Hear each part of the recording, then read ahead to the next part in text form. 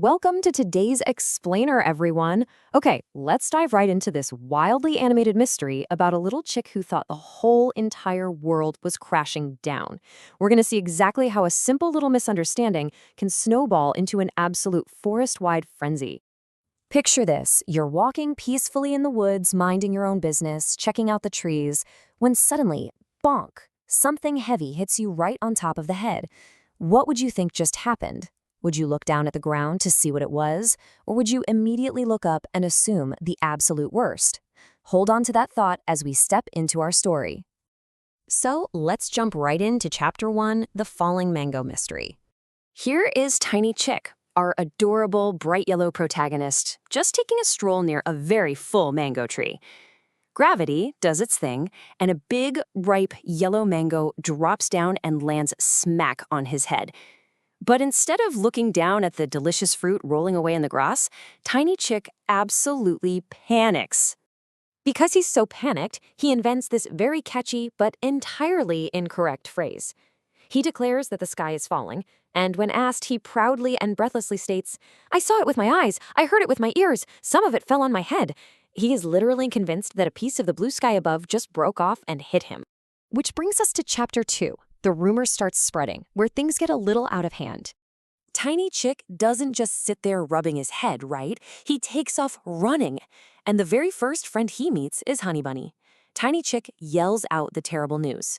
When Honey Bunny logically asks, "Well, how do you know?" Tiny Chick confidently repeats his big dramatic quote. And just like that, Honey Bunny believes him and joins the run. They decide they absolutely must run and tell the king of the forest. But on the way, the panic becomes totally contagious. First, they bump into a turkey named Talkie-Walkie, and then a duck named Doodle Duck. As soon as these new birds hear the frantic claim that the sky is falling, they get completely swept up in the fear. It actually becomes a giant game of backwards telephone.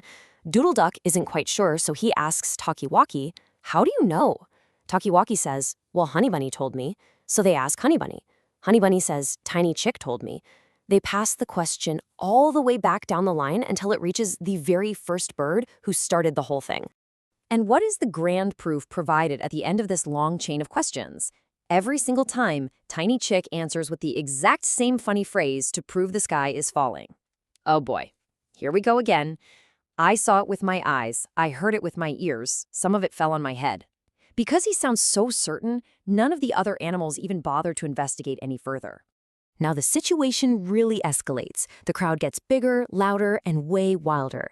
Dear Gander the goose and Foxy Proxy the fox join the frantic flock. And that chain of questioning happens all over again, going from the fox to the goose to the duck to the turkey to the bunny and right back down to Tiny Chick.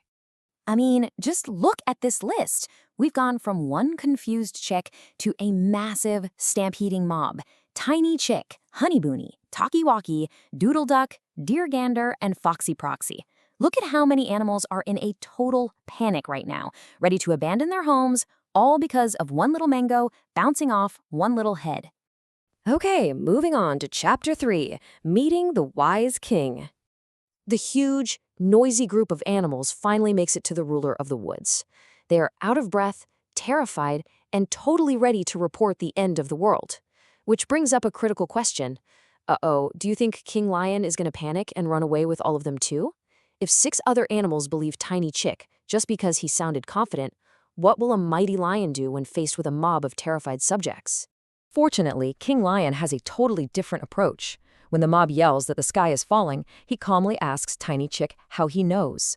He patiently listens to the famous catchphrase. But instead of just running away, King Lion does something none of the others did. He wisely asks Tiny Chick to lead them back to the exact spot and show him where the sky actually fell. He demands evidence. Let's see how this wraps up in Chapter 4, Checking the Facts. So, let's see how King Lion solves this wacky mystery using simple, grounded observation rather than his wild imagination. When King Lion follows them all back and looks at the ground right under the tree, what does he find? It's definitely not a blue, cloudy piece of the heavens. He spots a big, heavy, yellow mango lying quietly on the grass. He immediately laughs out loud, proving the sky is perfectly fine and intact. With a hearty, booming laugh, King Lion points out the mango to the silly animals. He says, "So, this is the piece of sky that fell on your head. How foolish you all are." With one simple observation, he instantly bursts their giant cartoonish bubble of panic. The mystery is solved.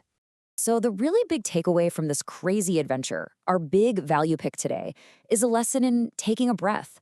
Don't jump to conclusions without checking the facts. Before you let fear take over, and definitely before you spread that fear to everyone around you, you always have to look for the truth. This whole thing shows us just how powerful a little bit of investigation can be. So I want to leave you with this final thought.